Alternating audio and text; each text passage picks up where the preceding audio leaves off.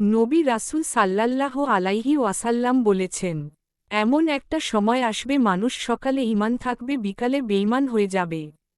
কারণ সে জানেও না কোন কথায় ঈমান চলে গেছে, এখন কাজেই ঈমান চলে গেছে, কোন বিশ্বাস ধারণের ফলে ঈমান চলে গেছে। আমাদের ঈমান যদি ঠিক থাকে, আমল যদি একটু কমও থাকে, তাহলে ইনশাল্লাহ আমরা চির জাহান্নাম থেকে রক্ষা পাব। যদি কোন মুসলিম এমন হন তার ঈমান কখনো কোনো কারণেই ভঙ্গ হয়ে গেছে, এবং সেটা জানিও না, আজীবন সে আমল করছে, সালাত করছে, সিয়াম করছেন, জাকাত করছেন, হজ্জ করছেন, জিকির করছেন, অথচ তার ঈমান নেই, তিনি অনেক কিছু রাখছেন তার ভাণ্ডে, কিন্তু তার ভাণ্ডুতে তলা নেই। আল্লাহর কাছে কত আশা নিয়ে যাচ্ছেন, কত আমল নিয়ে, কিন্তু তার কিছুই পাবেন না, কারণ তার ঈমান নেই। আমাদের পৃথিবীর বেশিরভাগ মানুষেরই অবস্থা হলো, আমরা আমাদের ঈমানের খোঁজখবর নেওয়া হয় না।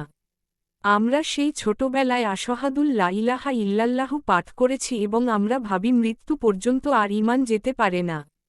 অথচ ইবাদত বন্দিগি যেমন ভঙ্গ হয়, নষ্ট হয়ে যায়, আবার জোড়া লাগানো যায়, তেমনি ঈমান ভঙ্গ হয়ে যায়।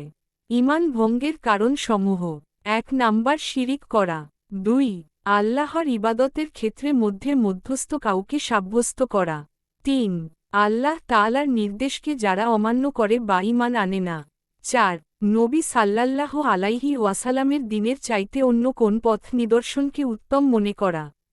অবশ্য বর্তমানে সবাই নবীর দেখানো পথকে বাদ দিয়ে ওয়েস্টার্ন কালচারকে উত্তম এবং স্বাধীনতা মনে করে। আফসোস।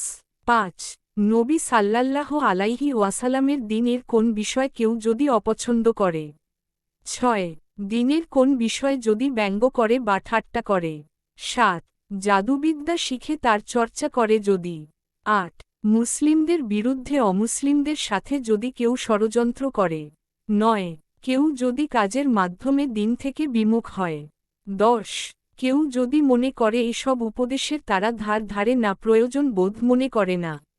বিখ্যাত সাহাবী হামজারা রাদিয়াল্লাহু আনহু, তিনি একবার নবী সাল্লাল্লাহু আলাইহি ওয়াসাল্লামের দরবারে দৌড়াতে যাচ্ছিলেন এবং বলছিলেন হামজারা মুনাফিক হয়ে গেছে। তিনি মনে করেছিলেন নবী সাল্লাল্লাহু আলাইহি ওয়াসাল্লাম এর কাছে থাকা অবস্থায় তার যে ঈমানের অবস্থা থাকে, বাসা বাড়িতে যাওয়ার পর আল্লাহকে সেভাবে স্মরণে থাকে না। তিনি ভাবছিলেন তার ঈমান চলে গেল নাকি। তাই ভাই ও বোনেরা, দেখুন, একজন সাহাবী তার একটু পরিবর্তনের কারণে তার ঈমান নিয়ে তিনি সংখ্যা পড়ে গেলেন। তার খোঁজ নেওয়ার জন্য তিনি রাসূল সাল্লাল্লাহু সাল্লামের দরবারে হাজির হয়ে গেলেন। একজন মুমিনের কাছে তার সবচাইতে দামি সম্পদ হল তার ঈমান।